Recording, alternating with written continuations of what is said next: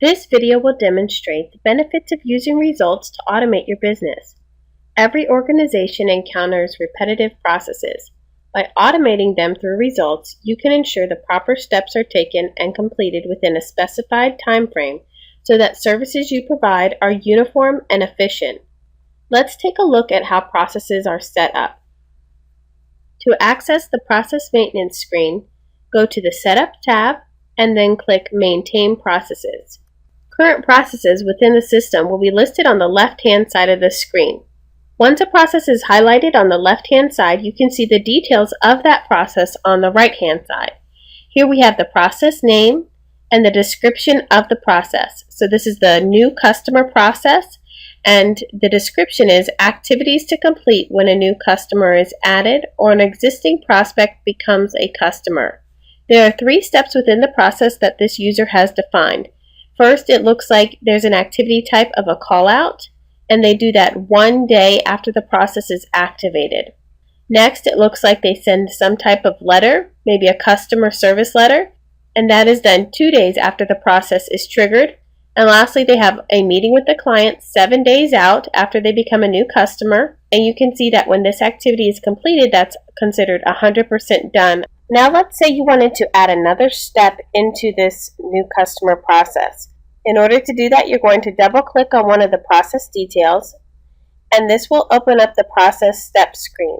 So on the left hand side, you'll see the 3 steps of the current process, and I'd like to add a new step by clicking the add icon, and you'll fill out this screen with the step number, with the activity type, and in this case we'll be scheduling a customer service call.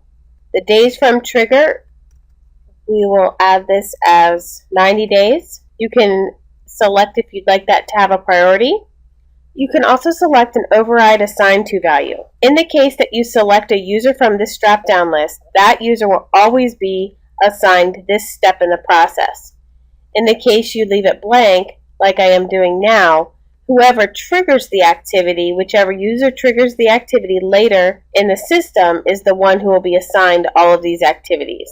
So I'm going to leave this blank, assuming that a sales rep would trigger their own process and be assigned all of the follow-up activities for that customer. I'm adding another description, customer service call, and I'll hit save. So you'll notice that I might need to adjust the 100% complete to be step 4, and then I can go back to step 3 and adjust this to say maybe 95% complete. And I'll hit save. When I close out of this screen, you can see that now my new customer process has 4 steps within it. You can also add brand new processes from the screen by clicking the add icon, coming up with a new process name, adding a description, clicking the save icon, and then clicking the add button down here to add steps in the process details. So since this is a brand new process, I don't have anything on my left-hand grid, but as I add steps within this process, they will be showing up here on the left-hand side. This concludes the overview of the process video. Next, you'll want to take a look at where in the system processes can be triggered and what happens after a process is triggered.